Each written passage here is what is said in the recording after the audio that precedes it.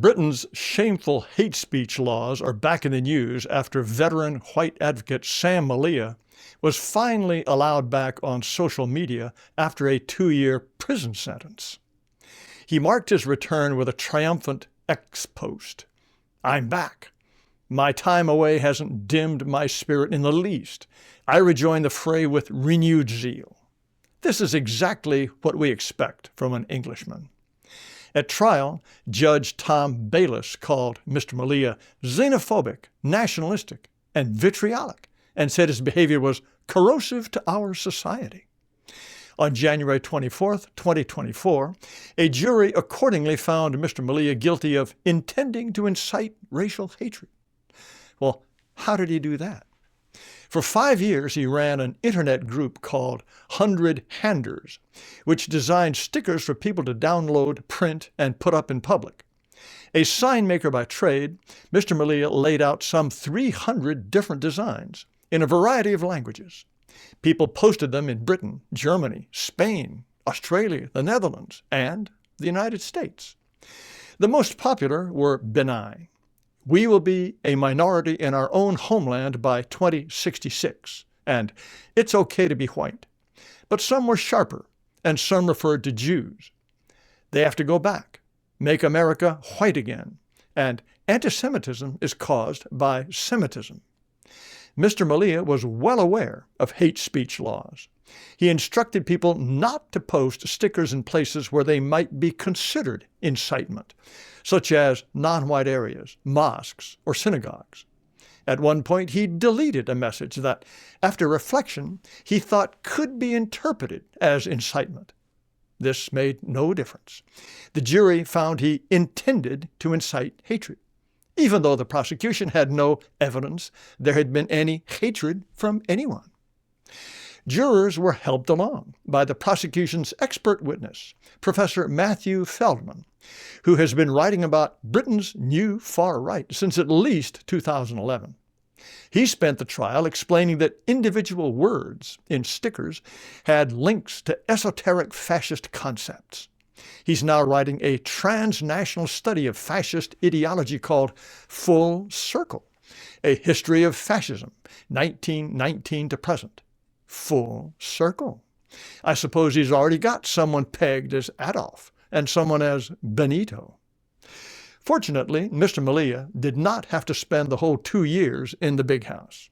After 10 months, he was let out on license and with an ankle monitor for the remaining 14 months. For 6 of those months, he had to live in a halfway house with a 6 p.m. to 6 a.m. curfew and a mandatory check-in every day at 1 p.m. At least he was able to spend some daylight hours with his children, one of whom was born while he was in prison. Only in June 2025, 15 months after he went to prison, was he allowed to live at home. But he was permitted very limited contact with anyone outside his family and no social media presence. Only on March 1st did all of these restrictions and the ankle monitor come off. And that was the day of his defiant "I'm back" posting. Throughout his license period, Mr. Malia had to check in every week with officers from Britain's counter-terrorism police. As he noted, this was a waste of time. The weakness of their arguments was breathtaking, frequently breaking down to, "Yeah, that's all true, but why do you care?"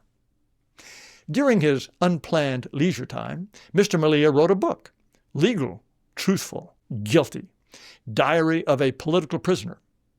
Out soon and available for pre-order now. He is proudly unreconstructed, and we can no doubt expect more vigorous activism, along with his wife, shown here, Laura Towler, who is one of the leaders of the British nationalist group Patriotic Alternative. Now, we all know what's happening in Linton. 600 people are about to be replaced in one fell swoop by 1,500 young men from Africa and the Middle East.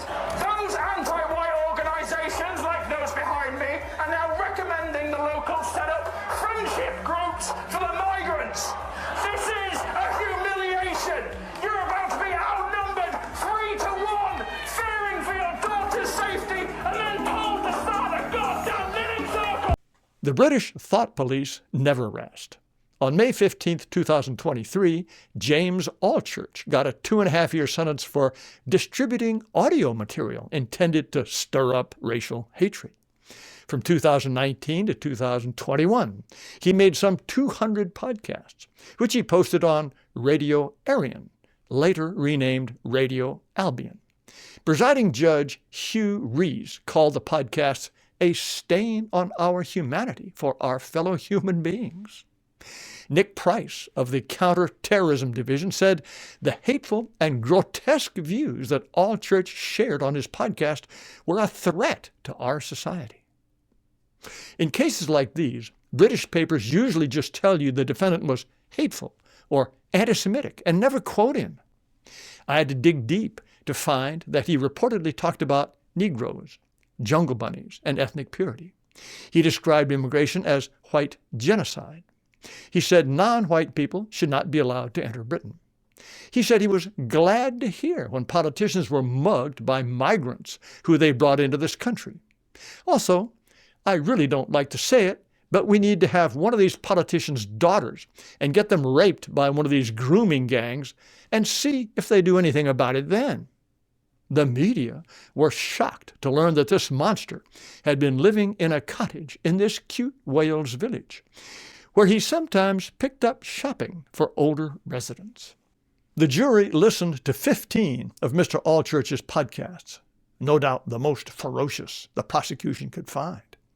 Interestingly, jurors found that 5 incited no hate at all. Mr. Allchurch was released about a year ago and is back on Radio Albion.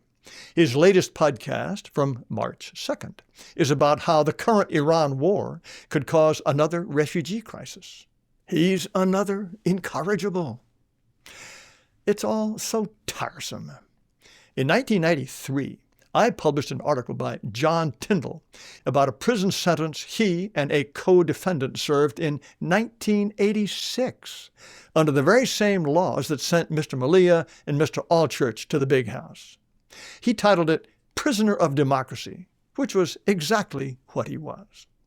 John Tyndall was a veteran nationalist who was editor of Spearhead, which was the party organ while he was running the British National Party. The jury heard many articles from Spearhead, but the prosecution never explained which passages were supposed to be illegal. My own feeling, Tyndall wrote, is that it was not so much one specific reference that tipped the scales, but the cumulative effect of all the material.